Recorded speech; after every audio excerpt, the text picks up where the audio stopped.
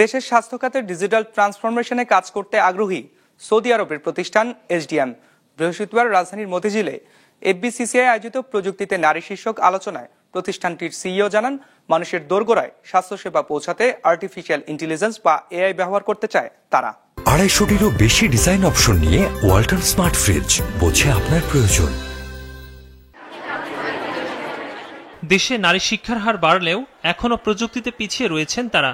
তথ্য বলছে বিশ্বে নারী ইন্টারনেট ব্যবহারকারীর সংখ্যা 12%, যেখানে পুরুষ ব্যবহারকারী 32%, আর মাত্র 8% নারী প্রযুক্তি প্রতিষ্ঠানে সিইও পদে দায়িত্ব পালন করেন।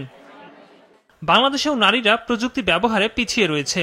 টেলিনর এশিয়ার এক গবেষণা প্রতিবেদনে বলা হয়, শিক্ষা কার্যক্রমে 10 জনের মধ্যে 8 জন আর্টিফিশিয়াল ইন্টেলিজেন্স বা এআই ব্যবহারকে ইতিবাচক বললেও এআই টুল ব্যবহারে জেন্ডার বৈষম্য প্রকট।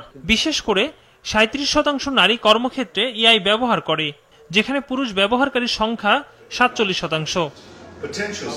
এই অবস্থায় দেশের স্বাস্থ্য খাতে ডিজিটাল ট্রান্সফরমেশনে কাজ করতে আগ্রহী সৌদি আরবের প্রতিষ্ঠান এসডিএম এর কর্ণধার জানান, বাংলাদেশের সমগ্র অঞ্চলে স্বাস্থ্যসেবা পৌঁছানো, তথ্য সংগ্রহে এআই এর ব্যবহার করতে চান তারা। এতে স্বাস্থ্য ঝুঁকিতে থাকা নারীরাও সঠিক সেবা পাবেন বলেও জানান তিনি। Why should it not be available to everyone, from your highest to your poorest? And the only way you can do that is by twinning healthcare with AI. And that's what Saddam did. We twinned our expertise with the expertise of our staff, cybersecurity, full ethics in doing what we do. We function with integrity. We function because we care about the country of Bangladesh. We are not here to make a quick buck and go out.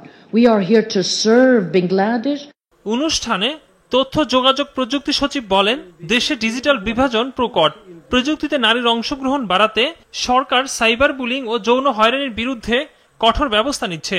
You must involve the women in the technology. And it's not required to bring in some new women in the technology. They are already trained. Because in my ministry there is a project called Her Power Project. In this project only the females are given training with a minimum qualification.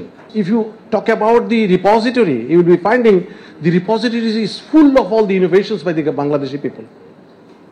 But unfortunately, they are not getting the international recognition. Hopefully, inshallah, in the coming days, it will get the international recognition. স্বাস্থ্যসেবা, freelancing, data উৎপাদনে আরও বেশি নারীর অংশগ্রহণ নিশ্চিত করতে সরকারকে সবর হওয়ার আহ্বান জানান উপস্থিত নারী উদ্যোক্তারা। একরামুল ইসলাম খান, বিজনেস রিপোর্ট, মাছরাঙ্গা টেলিভিশন।